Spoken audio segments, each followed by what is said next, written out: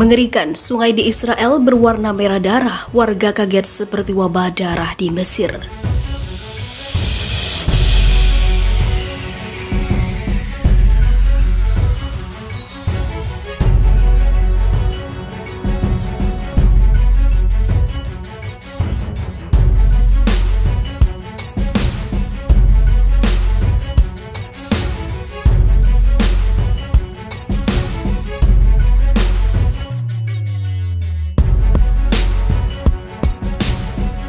Dewasa ini banyak fenomena alam yang mengejutkan manusia. Kejadian kali ini adalah di negara Israel yang mendadak membuat kaget warganya karena fenomena di luar nalar manusia. Di Israel, sebuah sungai mendadak airnya berubah menjadi darah. Hal itu membuat penduduk sekitar terkejut, bahkan menghubungkannya dengan fenomena yang diramalkan dalam Alkitab. Melansir Daily Star pada Sabtu, penduduk sekitar awalnya mengira warna merah tersebut disebabkan oleh pencemaran dan juga limbah. Namun ternyata air yang berwarna merah tersebut ternyata benar-benar darah. Seorang saksi menggambarkannya seperti yang diramalkan di dalam Alkitab yang disebut sebagai wabah darah Mesir. Fotografer lokal Amberto mengatakan sepertinya wabah darah di Mesir. Dalam Alkitab, wabah pertama di Mesir diceritakan bahwa di Sungai Nil airnya berubah menjadi merah darah. Rekaman mengerikan yang terjadi di Israel tersebut diambil oleh Kans News, menunjukkan bahwa air di Sungai Nahal Alexander mengalir dalam warna merah suram sama dengan warna darah. Klip lain menunjukkan bagian sungai yang berwarna merah cerah. Dalam rekaman menakutkan, seolah darah mengalir dari sana. Namun setelah melakukan penelusuran terungkap asal-muasal darah tersebut. Ternyata berasal dari rumah jagal. Pemandangan mengerikan tersebut konon berasal dari rumah jagal di wilayah Tulkarem dan juga Shechem yang membuang darah ke sungai.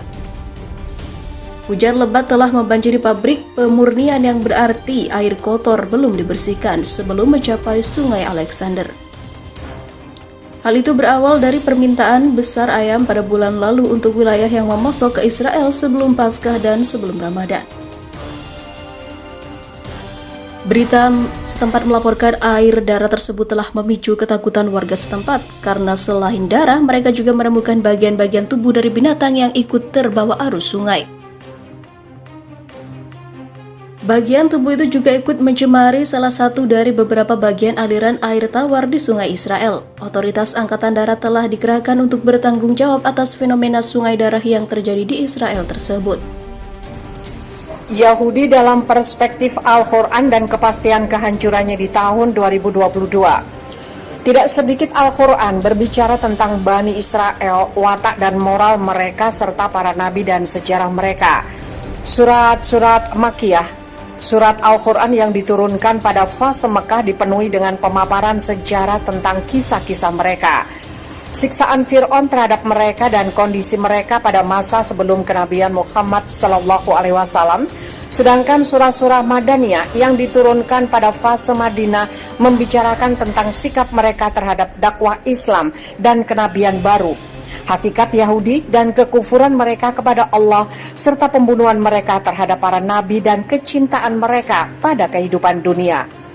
Ketika berbicara mengenai Bani Israel, Al-Quran menghubungkan antara watak dan moral Bani Israel yang hidup pada zaman Nabi Muhammad SAW dengan watak dan moral leluhur mereka yang hidup pada zaman Musa alaihissalam, Isa alaihissalam, Zakaria alaihissalam, dan nabi-nabi lainnya.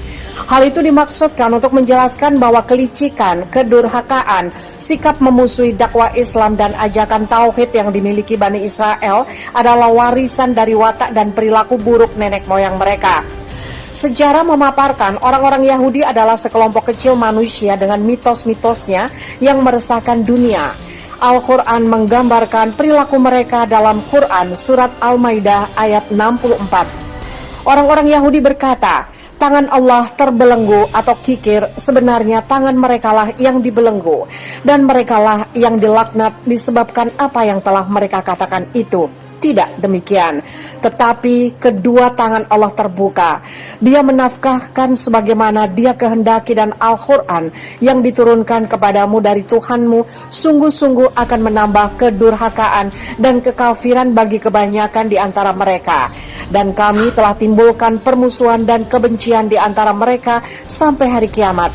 Setiap mereka menyalakan api peperangan, Allah memadamkannya, dan mereka berbuat kerusakan di muka bumi, dan Allah tidak menyukai orang-orang yang membuat kerusakan.